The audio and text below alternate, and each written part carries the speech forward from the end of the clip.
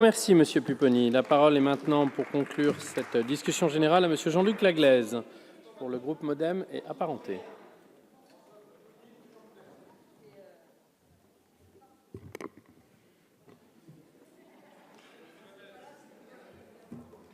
Monsieur le Président, Messieurs les ministres, Madame et Messieurs les rapporteurs, mes chers collègues, le groupe du Mouvement démocrate se félicite du travail particulièrement important qui a permis de parvenir à un accord entre l'Assemblée nationale et le Sénat sur le projet de loi portant évolution du logement, de l'aménagement et du numérique. Nous nous réjouissons des nombreux compromis qui ont été trouvés à l'occasion de la commission mixte paritaire sur des sujets qui nous tenaient particulièrement à cœur et ayant trait principalement à l'aménagement de nos territoires. Notre objectif principal était d'améliorer notre politique du logement et de l'urbanisme en l'adaptant plus finement aux besoins et aux réalités géographiques et sociales que rencontrent nos concitoyens. Nous nous sommes d'ailleurs retrouvés dans plusieurs propositions votées au Sénat, propositions que nous avions nous-mêmes soumises en première lecture à l'Assemblée. Dans l'ensemble, nous pensons avoir atteint notre objectif puisque nous avons pu améliorer certains aspects de ce projet de loi. Je pense en premier lieu au maintien du rôle des maires dans les décisions d'urbanisme. Cette décision est loin d'être un détail.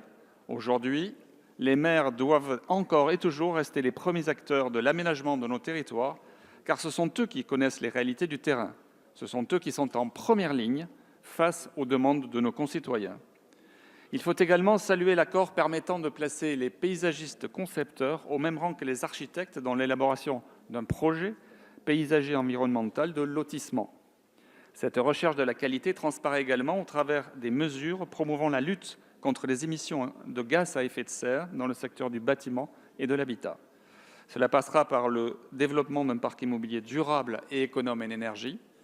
Cela passera par la rénovation énergétique et nous serons particulièrement attentifs aux moyens que le gouvernement y consacrera alors que débute l'examen du projet de loi de finances.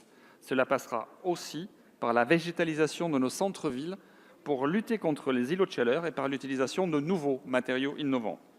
Cela passera enfin par la généralisation du carnet numérique d'information, de suivi et d'entretien des logements. Les Français tiennent à la qualité architecturale et paysagère et énergétique de leur environnement de vie. C'est également avec ce postulat en tête que nos discussions sur la loi Littoral ont conclu qu'autoriser le comblement des dents creuses permettra à la fois de faire vivre l'économie et de préserver la nature. Au-delà de ce volet lié à l'aménagement du territoire, ce texte comporte plusieurs mesures qui nous sont chères et qui permettront de fluidifier considérablement le parcours résidentiel de nos concitoyens et ainsi d'améliorer leur cadre de vie. Je pense notamment aux dispositions encourageant l'accession sociale à la propriété, tout en la sécurisant via des garanties accordées pendant 10 ans aux primo-accédants. Ce filet de sécurité répond à un double objectif, protéger leur niveau de vie d'une part, mais aussi éviter le développement à terme de copropriétés dégradées. À travers ces ajustements, c'est l'ensemble du parcours résidentiel qui connaîtra une réelle justice sociale, œuvrant ainsi à la nécessaire réduction des inégalités sociales et territoriales. Le groupe du Mouvement démocrate est donc satisfait de ce projet de loi ÉLAN, qui avait parmi ses principaux objectifs de construire plus, mieux et moins cher. Mais le travail n'est pas terminé. Pour atteindre pleinement cet objectif louable, mais aussi crucial, nous attendons désormais l'examen d'un texte complémentaire dont les mesures viseront à réformer la fiscalité foncière. Nous connaissons l'enjeu du manque de foncier disponible constructible et le poids financier qu'il représente dans les projets de construction en France.